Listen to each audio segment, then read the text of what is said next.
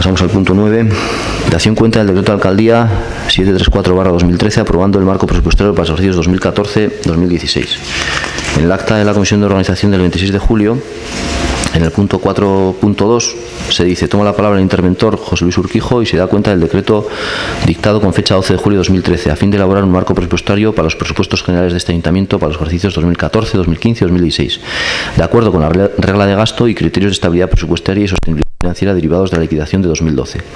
Asimismo, da cuenta de la proyección de ingresos consolidados de los años 2014, cuyo total de ingresos es de 9.526.000 euros, en 2015 es de 9.661.000 euros y en 2016 de 9.847.000 euros. Se da cuenta de la proyección de gasto consolidado, cuyo total de gastos en 2014 es de 9.526.000 euros, 2015 9.661.000 y 2016 de 9.847.000. Informa también que no está establecido quién debe aprobar los marcos presupuestarios, que hay quien considera que es una facultad del alcalde y otros, puesto que el presupuesto lo aprueba el Pleno, debería ser el Pleno quien aprobara los marcos presupuestarios y que se ha optado por la primera opción. Los asistentes se dan por enterados y que se dé cuenta en el Pleno.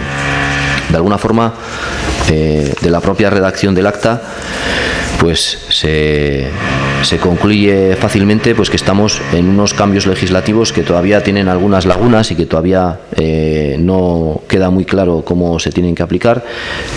Todas estas medidas tienen su explicación dentro de la coyuntura y de la legislación anticrisis a la que estamos siendo sometidos. Y básicamente este marco presupuestario pues es una declaración de intenciones de qué es lo que espera el ayuntamiento según la proyección de ingresos y de gastos que ha tenido en los últimos años, que vaya a tener en los siguientes 3 años. Es decir, esta nueva legislación anticrisis nos obliga a realizarlo y lo realizamos, aunque hay ciertas dudas sobre para qué sirve realmente. Y en ese sentido, pues hay el decreto 734 mencionado, en el que se explica esa proyección de ingresos y gastos para los próximos 3 años, y hay una tabla desglosando los diferentes capítulos, bueno, que obra en el expediente. Josu.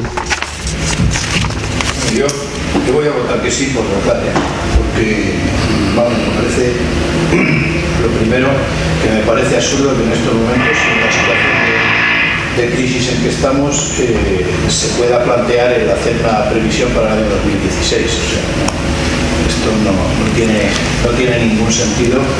Y en todo caso, pues como es un trámite, yo pienso que hay que hacer, pero nada más, yo digo que sí a la tramitación y por lo tanto voto que sí, pero no por eso las cifras que van en esa tramitación son unas cifras que para mí, para mi grupo, eso vaya a ser como la palabra de Dios, como el Evangelio, pero de momento, como hay que hacer la tramitación, tampoco. Estoy totalmente de acuerdo. Javi. No creíamos que solo era dación cuenta.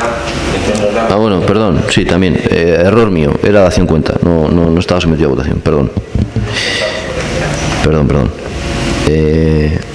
Sí, de hecho todos los... Perdona.